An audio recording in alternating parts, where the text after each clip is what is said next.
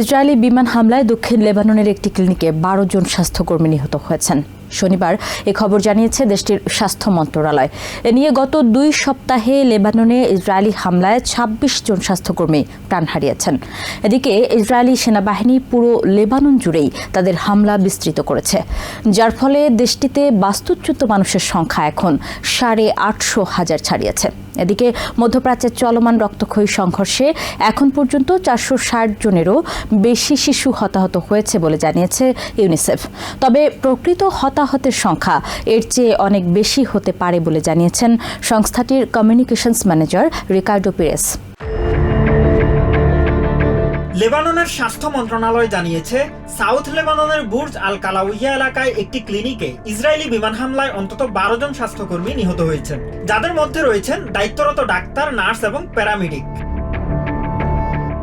এই ঘটনাকে যুদ্ধাপরাধ হিসেবে অভিহিত করেছেন স্থানীয় মেয়র। তিনি জানান, ওই ক্লিনিকটি ১৭,০০০-এরও বেশি মানুষকে চিকিৎসা সেবা দিয়ে আসছিল। সেখানে কর্মরত সবাই বেসামরিক স্বেচ্ছাসেবী ছিলেন বলেও জানান মেয়র। গত ২ মার্চ থেকে শুরু হওয়া এই সংঘাতে লেবাননে এখন পর্যন্ত ২৬ জন স্বাস্থ্যকর্মী প্রাণ হারিয়েছেন বলে জানিয়েছে দেশটির স্বাস্থ্য মন্ত্রণালয়। লেবানন কর্তৃপক্ষ জানায়, নিহতদের মধ্যে ছিলেন উদ্ধার কাজে নিয়োজিত থাকা লেবানিজ রেড ক্রসের সদস্যরাও। এদিকে ইসরায়েল অভিযান আরো বিস্তৃত করায় লেবাননে বাস্তুচ্যুত মানুষের সংখ্যা ৮৫০,০০০ ছাড়িয়ে গেছে।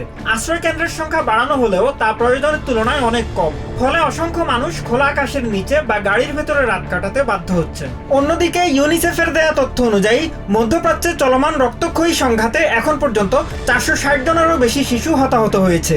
সংস্থাটি সতর্ক করে বলেছে, সংঘাতের কারণে শিশুদের জীবন কেবল হুমকির মুখেই পড়েনি, বরং একটি পুরো প্রজন্মের ভবিষ্যৎ অনিশ্চয়তার মুখে পড়েছে।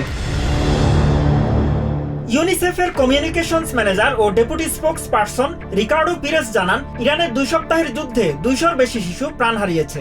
এছাড়া লেবাননে কয়েকদিনের সংঘাতেই প্রাণ গেছে ১০৩ শিশু। তিনি আশঙ্কা প্রকাশ করে বলেন, প্রকৃত হতাহতের সংখ্যা এর চেয়েও অনেক বেশি হতে পারে। রিকার্ডো পিরেস আরও জানান, বর্তমানে লেবাননে প্রায় ৩০০,০০০ শিশু বাস্তুচ্যুত হয়ে ঘরবাড়ি ছেড়ে পালিয়ে বেড়াচ্ছে।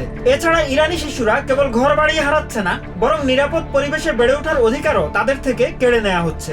এই অবস্থায় তাদের জীবন বাঁচানোই বেশি জরুরি বলে মনে করেন তিনি।